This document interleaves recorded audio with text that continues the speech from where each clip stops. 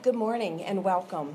I want to thank you for coming today. My name is Kristen Mallory. I'm Senior Vice President for Academic and Student Affairs at Bridge Valley Community and Technical College. Bridge Valley is proud to have served as the Federal Railroad Administration's makeshift headquarters during the February accident. And we welcome the administration once again for this press conference today. It is my pleasure to introduce Sarah Feinberg, Administrator for the Federal Railroad Administration.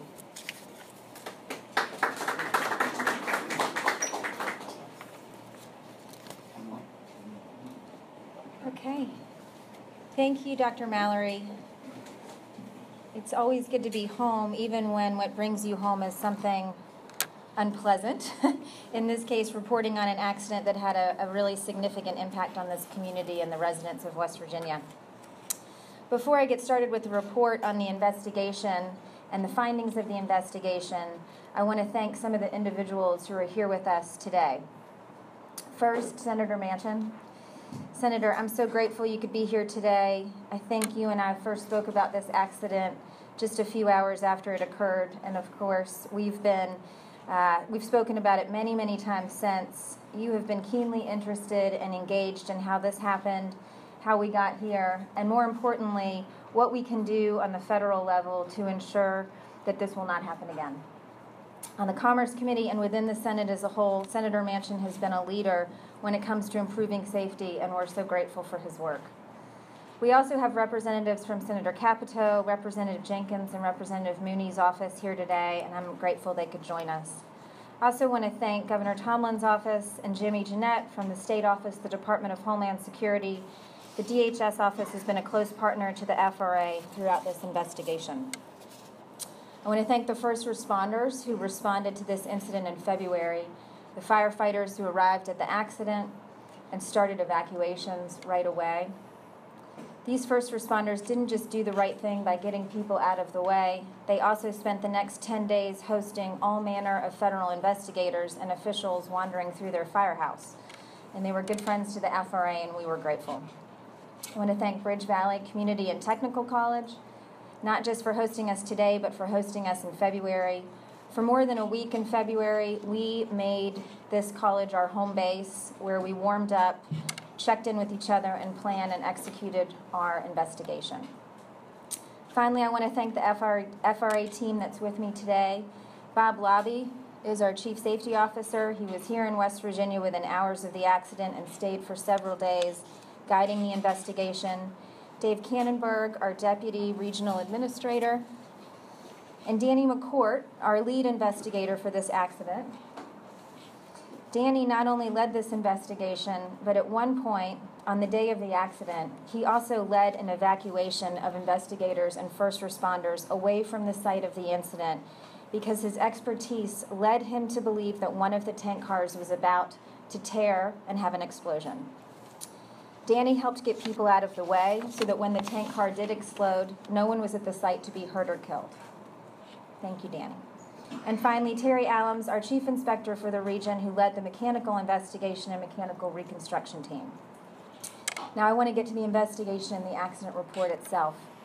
I want to summarize the details of the accident as well as the aftermath, the findings of the investigation, the cause of the accident, and what will happen now, the path forward, what we will do, and what we will recommend happen in order to avoid this from happening again.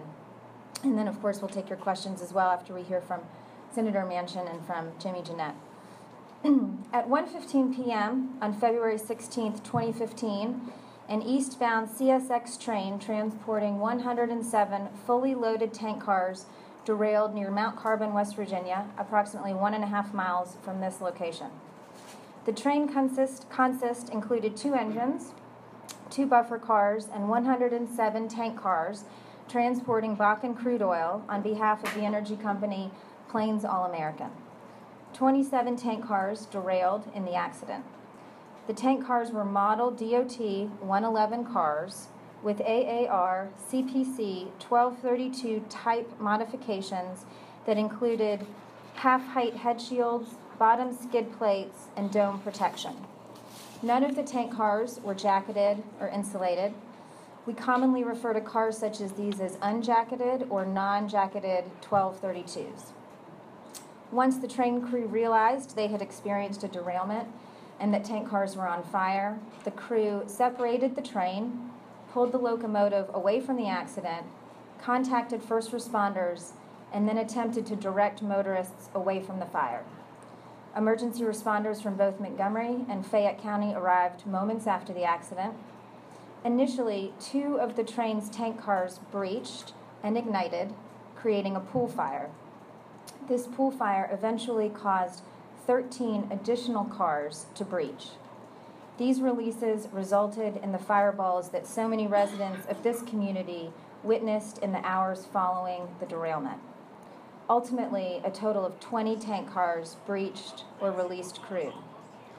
A nearby house and garage were destroyed by the fire, and 1 individual was injured.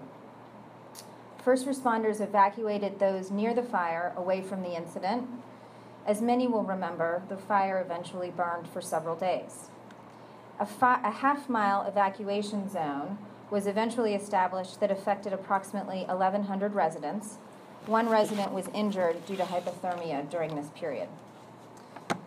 The fire burned for several days, keeping investigators and first responders at a distance. Eventually, more than 378,000 gallons of crude oil were spilled, with very small amounts of crude oil entering the Kanawha River. As a precaution, officials closed downstream water treatment intakes at Montgomery, West Virginia. Cleanup efforts lasted for 10 days.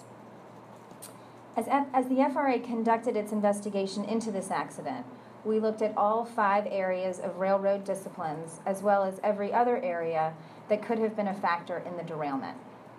We looked at operating practices, including human error and speed, hazardous materials, signaling and train control, track, equipment, and other conditions present at the time of the accident. Our investigators conducted a thorough investigation. They interviewed the crew, they viewed video at the moment of the derailment, they checked signals, inspected the locomotive's black box recorder, reassembled the track where the accident occurred, and took other steps critical to any thorough investigation. The team investigated and determined there were no issues with the operating practices, such as crew rest or dispatcher guidance, speed, hazardous materials. All tank cars were properly classed, billed, and marked, and all train signals were functioning properly.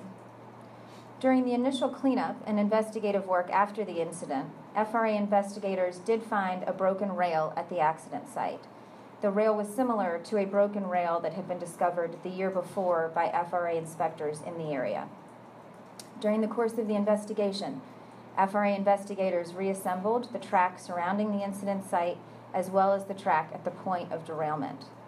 FRA determined that the broken rail, more specifically a broken rail caused by a vertical split head defect, was the cause of the derailment.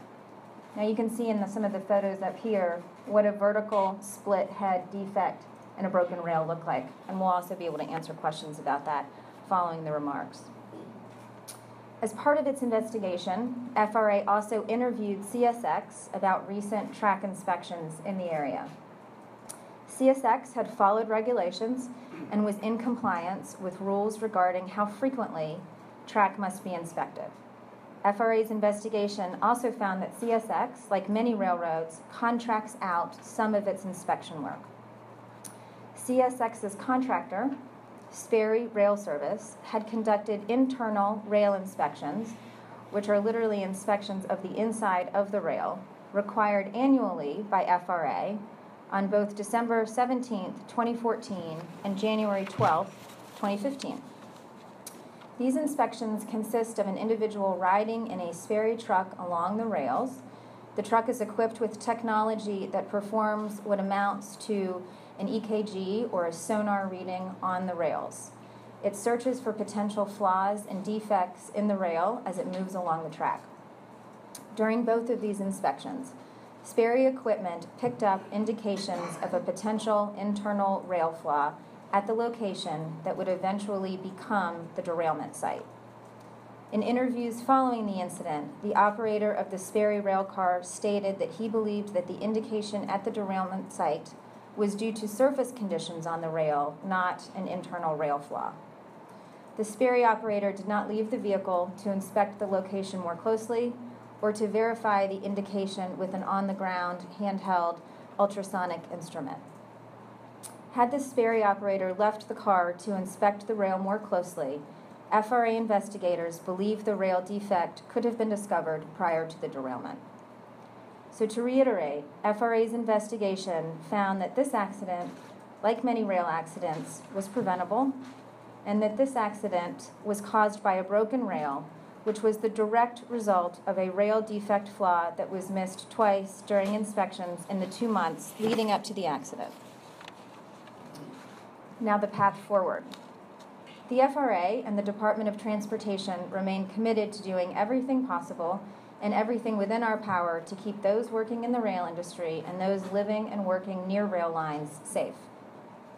Since the beginning of the massive uptick in crude transport by rail, we have said that where we see a need for action in order to increase safety, we will not hesitate to take it. Our investigation shows that action is needed here to do more to ensure rail integrity and to do more to ensure that rail flaws and defects are discovered and corrected. Coming out of this accident and investigation, FRA will take the following actions. 1, we will issue a safety advisory in the coming days that urges operators inspecting for rail flaws to conduct on-the-ground inspections when there is an indication of a potential internal rail flaw. That is to go beyond looking out a window of a rail car, not passing the area by and deciding to check again next month, but on the ground, close-up inspections when there are indications of potential defects. The safety advisory will also urge companies to verify that employees are properly trained to identify indications of internal rail defects. Up-to-date, cutting-edge training, which will require understanding the equipment, the technology, and the data that is being received. We will also explore whether we will initiate a rulemaking process to establish rail wear standards across the country. There are currently no regulations for railhead wear, for how worn down a railroad can allow rail to be before replacement of the rail is required.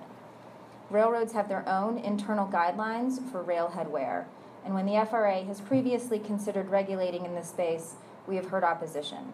But it is increasingly clear that as limits are pushed on rail wear, as unit trains of crude are traveling across the country, there is cause for concern and need for action. Finally, on what went wrong here specifically in this community, we have determined a path forward with CSX.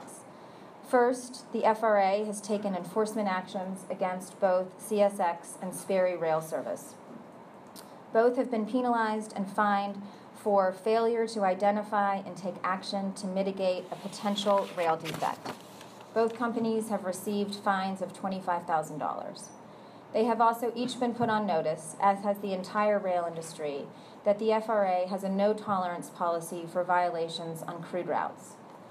Additionally, as it pertains to CSX, CSX has committed to deploying new technology which will allow internal rail flaw operators to review previous inspection data alongside real-time data.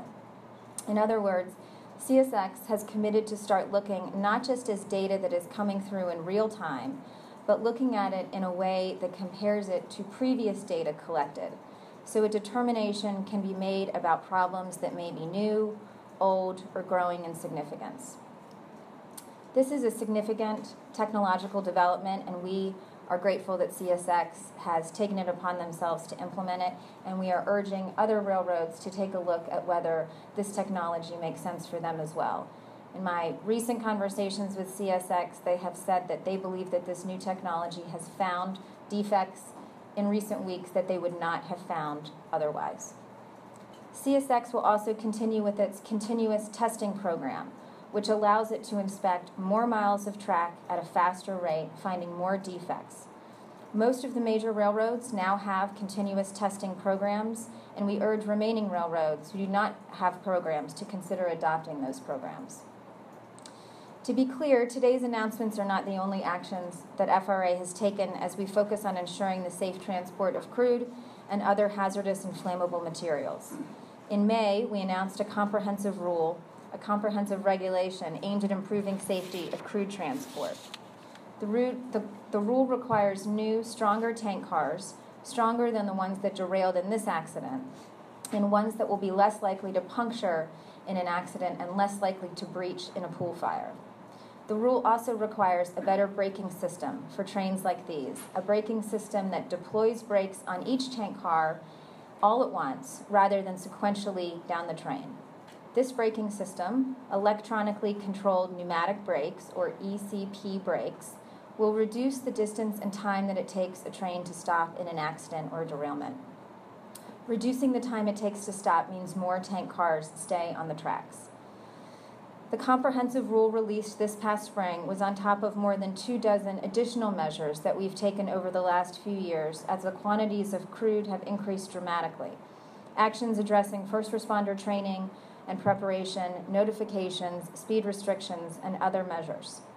And finally, earlier this year, the FRA also added an additional automated track inspection program vehicle to inspect crude routes specifically.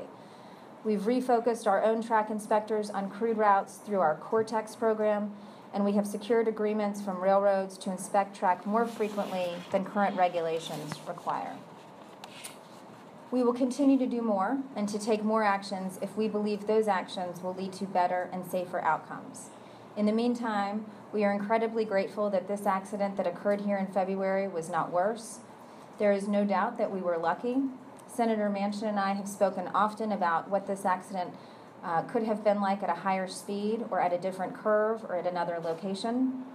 We're grateful to the first responders who did incredible work to keep this community safe, and we're grateful that we were given the opportunity to spend more time here, to get to know this community, and to do work to try to keep an incident like this from happening again. Thank you. I want to introduce Senator Manchin, who will make some remarks as well. Thank you. Thank you, Sarah. Let me first of all acknowledge Sarah Feinberg for the job she's done. And in West Virginia fashion, she's done it and done it so well. Her team behind us here has been exceptional. They've been great to work with. I can only judge from the agency to agency by how willing and open they are to work with us and try to find solutions. To all of them, to the Bridge Valley for hosting Dr. Mallory, thank you so much. I know that Jo couldn't be here today. She has another appointment, but you've always been so kind. Benny, to you and the entire first responders, what you've done, I was here. And I know that Senator Capito was here also, all of us. I think Congressman Jenkins, I was with him, and he was here, and everybody worked so well, and I want to thank them. Aaron, I know you're here representing Shelley. Thank you.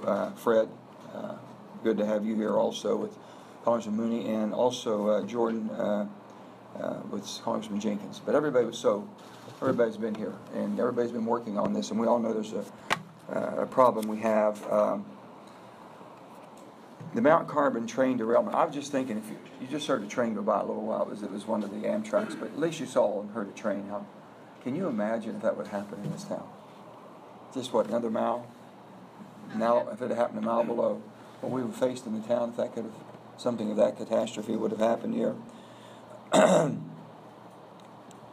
We've been through a lot in West Virginia, our mine disasters. When we had Sago and Aracoma, I knew, and Democrats and Republicans in the state legislature knew we had to do something. It's our responsibility to keep the public safe. If we see a deficiency, we fix it. That's all they're recommending here. We have deficiencies and needs to be fixed. Sarah has laid out, I think, in fine fashion, that we know that we can make it safer. First of all, we need to understand what we're dealing with in today's economy and today's infrastructure that we have to deal with it. We as a nation haven't faced it. We haven't stepped up to the table and said we're going to fix and rebuild America. We've been so busy fighting each other, trying to figure out how it's going to be done, who's going to pay, and which avenue to take, that we really haven't focused on infrastructure. You've got to rebuild America. When you think between 2008 and present day, that just the movement on the rail has increased 5,200%. Not 500%, not 50%, 5,200% increase in rail traffic, moving these products. And we still haven't done anything.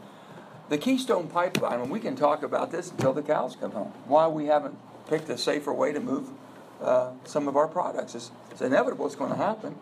I don't know why they think it's out of sight, out of mind. Don't pass the Keystone Pipeline, and it'll get there by osmosis. Well, it comes by train, and it comes by rail, and it comes by truck. And thank God for the rail companies, because without the rail companies, you wouldn't have West Virginia or any the country that we have. It's intertwined. Randy's here from CSX. I know the CSX people. I know they want to do the right thing. We're going to identify this and move forward and fix it. I don't know how the people missed the inspection, but I'm sure that it was kind of a routine, and they were supposed to do their job, report to CSX. I don't think that was done properly. So we got to look and find out how that. I think you've mentioned the ways it should be done, that we look to where the wear and tear, and we know that if you have 5,200% increase in a 6 and 7 year period, you're putting a lot more wear and tear on it. You can imagine what our roads look like when we do that kind of traffic, so we've got to step to the plate. We've been working to protect the critical ECP brakes standards and fighting for our first responders, all the thing that advanced warnings that you have to have, what's moving through, Benny, to make sure that you are prepared. Hopefully, God forbid, you never have to use it, but you're prepared for it. We understand that. The confidentiality, Jimmy, we understand that it has to be confidential, but the bottom line is you're still prepared and you have to know. So I think we're working through all those things here. The ECP brakes, I know, might be a little bit of contention. We can work through that. We've worked through other challenges before. And I'll never forget when, after Sago and Aracoma, I just said, we got to do something. We know that we knew that we had people, we didn't know where they were in the mines. We knew they didn't have oxygen. We knew all the things that we maybe could have avoided. And we took basic steps forward. We said you have to have a rapid response. Rapid response means that, we have to have every first responder moving with the proper equipment in the right direction to save lives, protect lives. We were able to do that in the legislation we did. We knew that we had to have communication. We had to know where they were. You can send, we skirted in Aracoma, even though we only had 2 fatalities. We could have lost 50 or 60 of our inspectors and mine rescuers trying to find the men who we lost, because they were in such, I think, volatile conditions there, but they were spread all over, and it could have been a horrible disaster. So we have communications. And then we had to have oxygen stored down there, so in case you have a trapped miner, they could have a life-saving oxygen until we reached them. And we knew that was the case in Sago. There's always reasons why, well, this won't work, that won't work. We got together and says, it must work. At least you can go to bed at night knowing that you send a person to work to take care of their family, that they have a chance that person's going to return. You should expect them to return home safely. That's all that they've made recommendations here today. That's what Sarah's laid out for us. It's up to us in Congress to make sure, but this is a situation where it doesn't even need us. You take a responsible company, CSX. You take a reasonable agency, the FRA, that's trying to work in a way that let's just move forward and get this done. And that's what we're going to do, and I think it will be done. So I'm very pleased to be here today and say thank you for a job well done. Sarah, you and your team have done a yeoman's job in an 8-month period, very short, very quick. It's been succinct to what's been laid out, what needs to be done. Let's just get to work and get it done. So I thank all of you for being here and reporting basically on this, and Sarah for you all being so open about it, and Randy for CSX and them understanding that we can work together and make it better. And I think it's a win-win for all of us, even that we skirted a real tragedy here. And thank God for that. I think it's a warning and a wake-up call. Let's take it and heed that and make it better. So with that, I say thank you, and we're going to bring on Jimmy Jeanette to give you a little bit of his background and what they found from the state level. Jimmy? Thank you, Senator. Good morning, everyone. Oh, wait a minute. I got it. My staff's with me, too. So I've got, where's? Okay. We got Wes Kungle. Wes is on my commerce staff. Wes is taking the lead on all this, and it comes through commerce, and I think that both the agency and the rails know that they have to come through commerce. Wes is our point man there, and I just appreciate the job he's done and continues to do, and he's a reasonable guy. He'll work with you. He'll work with you, make something happen. So I appreciate that. And of course, you all know Mara. Mara is my state director, and we all work together, and I can assure you, This is not partisan, should not be, and we want well to be. We work well together, all Democrats and Republicans, trying to make this state a better place and a safer place. So thank all the staff, all of y'all, for working together. Well, good morning.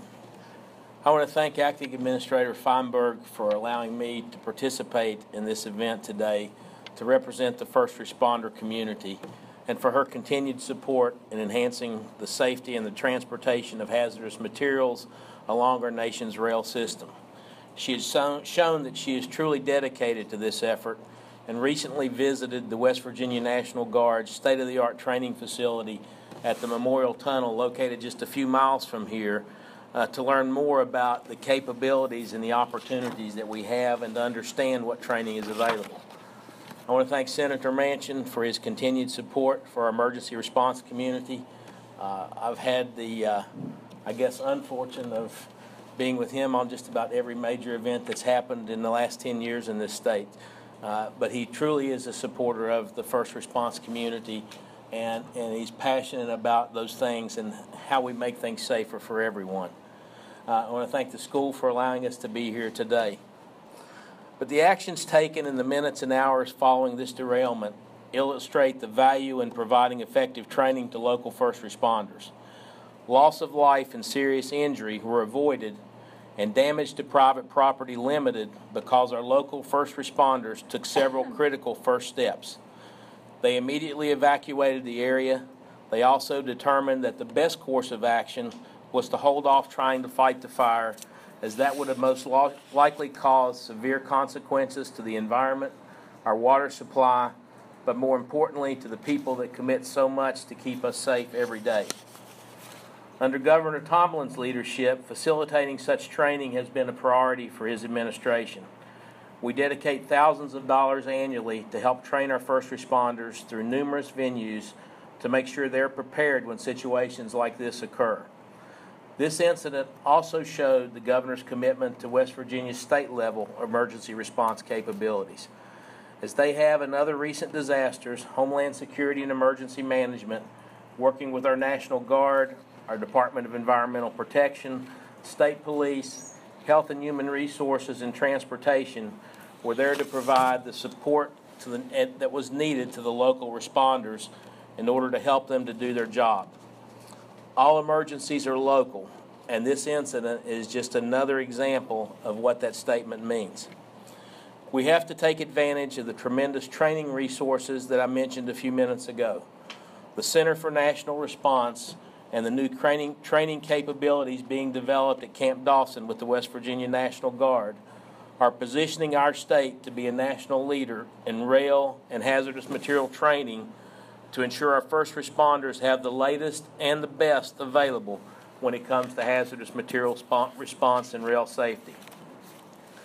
I hope that we can develop the necessary partnerships with our rail industry to provide that opportunity not only to the responders here in West Virginia, but also across our nation. West Virginia's strong partnership with the FRA and other federal responding agencies showed the value that training and working together before an incident do to help bring it to a safe conclusion. As with the FRA, we embrace our vital public safety mission and welcome this opportunity to assist emergency responders around the nation. The steps announced today are another move toward making our rail system safer. I want to again thank Administrator Feinberg and Senator Manchin for their leadership on this critical issue and look forward to continuing the relationships we have with their organizations. But I also want to recognize and thank the many first responders at all levels that supported this event, but especially the local departments and those that assisted them, and thank them for a tremendous job well done. Thank you. Could you spell your name? Gianato. Irish. So we're happy to take your questions, but I also wanted to just recognize that Jo Harris has now joined us. She's behind a poster over there. Thank you. Jo, you missed it, but we can all reiterate again how grateful we are to you for hosting us in February and again today. But thank you so much. Okay, thank you very much. And If people have Sarah? questions, sure. Yeah, I'm with the Associated Press. Can you give us a layman's explanation of what the vertical split head rail defect is?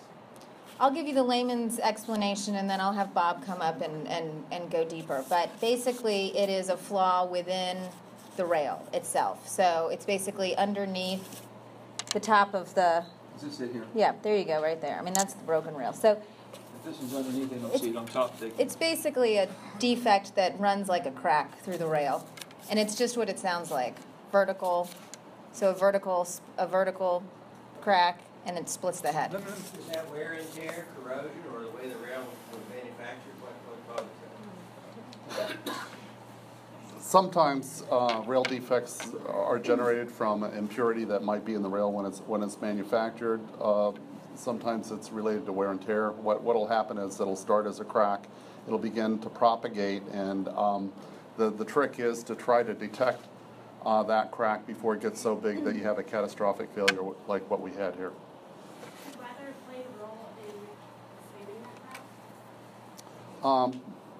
Weather probably didn't play a role in expanding that crack. Probably the amount of tonnage that went over this rail, that probably had more of an effect than weather would ever have. Did you say how long the crack was? We didn't say how long the crack was, but you can see from the pictures that through this area, this crack was fairly long. There were intermittent sections that did have this defect in it. How long had that track been there in a particular rail? Do you all know that? You guys know that? Yeah, we don't have the exact figure, but we believe the early 90s is when that track was put in place. Let me jump in. What's the normal life for a track? I mean, how long would a track last? Hey, Bob, let me jump in for 1 second. This Bob and that Bob. So we are releasing today a findings report of the investigation and our findings of the investigation with more details about the accident. And then in the coming days, we'll release a really long, incredibly detailed report, dozens of pages, which will tell you more than you ever wanted to know about rail and vertical split head defects and inspections and track and all of that. So that also may answer some questions when you can see the actual document. He asked a question about how long, Randy, you might answer this better. How long is a track expected to last? How often is your replacement? Well, that varies. I mean, it depends on use, it depends on the tonnage, it depends on several factors, it depends on if it's in a curve, if it's on a grade. It can be anywhere, from a couple of years where you go in and you replace it, or it could be 100 years. Yeah, I was going to say the same thing. You can find track underneath Grand Central Station that's more than 100 years old. You can find stuff out here that's more than 100 years old. You can find stuff that's replaced a year ago. It just depends on tonnage and location. Given that such, I guess, a problem and issue is so common, like you said, what's the FRA's stance on making oil shipment data available to the public? Well, we've done a first of all, usually whether the data about shipments is made available to the public is usually a state decision based on sunshine laws in each state. So what we've said at the Department of Transportation and the Federal Railroad Administration is that we think that more information is better and transparency is better. So we released an emergency rule back in May of 2014 instructing railroads to share information with CERCs, which are the state-level emergency response coordinators, so that those state-level responders can then filter that information down to the local level. Railroads are doing that. CSX and others are in compliance with that regulation. We've continued that emergency rule, and so railroads are all living underneath that emergency order now. And so we are in favor of more transparency and sharing more information, but just sharing information with the public is usually a state-by-state decision in sunshine laws. Someone explain how that extra step happens, like the more visual, I mean, the guy who got out of the truck. The extra step on the inspections? Yeah, or the person should have gotten out of the truck and checked it, and someone explain how that's actually done. Sure, I'll just try to sort of put it in layman's terms, and again, Bob should jump up here too, but basically the vehicle is collecting real-time data and information about the rail, right? And as you get indications of a potential defect, what we're saying is railroads should be considering stopping the vehicle, have the person get out, and take a closer look on the ground. So there are handheld ultrasonic tools that can be useful, but also just taking a closer look. So you went back and looked at the data that this thing generated somewhere during your investigation, and somebody else saw something that the operator didn't. Yeah, so this will all be in the report that's being released today, and also even more detail in the longer, more significant report. But generally, that's exactly right. That basically, when you go back and look at the inspection data that was collected leading up to the derailment, so December, January, leading up to the February derailment, you can look at the data that came through the Sperry equipment, through the Sperry vehicle, and you can see indications of a potential defect going back to December. How quickly were they able to see it? You know, after everything got cleaned up and they start putting it back together, how quickly did it say, oh, there it is? Was it obvious? After the derailment, how quickly? Yeah, did they notice the problem, split rate? Well, it takes a while to come to a conclusion on an investigation. So, look, I mean, I think pretty quickly it was determined that this was a broken rail. I mean, you can pretty quickly come to a conclusion after a derailment of generally what the likely cause was. But there are lots of reasons for a broken rail, so it takes a while to get a little bit deeper and figure out what the actual cause is. Is that helpful? How did you come up with the $25,000 number for the payments? So that those fines are, and those levels of fines are determined by statute. So those just kind of laid out in statute and under our enforcement authority and our regulatory authority. Have they accepted those fines? Were they guessing them, or where are they? I'll leave that to them. I'll leave that to CSX and to Sperry to answer. I want to go back to something I think that is really critical that I don't want us to miss. There is a huge amount of track in this country, thousands and thousands and thousands of miles. It is very hard to find every potential defect, to make sure that you act on it fast enough so that it is not, so that you don't delay too long and you end up with a catastrophic problem like the one that was experienced here and end up with a derailment. So it's hard to stay ahead of these defects, hard to find them. And CSX actually does a pretty good job of this. They're not the worst player in the industry. There are a lot of railroads out there trying to figure out the best way to find these defects and act on them really quickly. I think one of the most important things that came out of this accident investigation and our ongoing dealings with CSX is this agreement to use this better, improved technology. So like I said in my statement, CSX is now, as they inspect rail, taking previous data that was collected earlier in previous inspections and looking at it while they're looking at the real-time data they're collecting. So they're looking at something from a month ago, 2 months ago, while they're looking at the data they're collecting now, which allows them to see if new defects are forming, or if defects are getting worse, if they're getting noise in the same place, which gives them more information about how to find these defects and take action before they have a catastrophic accident. Again, in my conversations with CSX just this week, they've said that by using this new technology and comparing the data over the course of time, they believe they found defects they would not have found otherwise. So this is really important as we're dealing with massive amounts of tonnage, key trains carrying hazmat and crude. This is an important development. I don't want that to get lost today. Okay.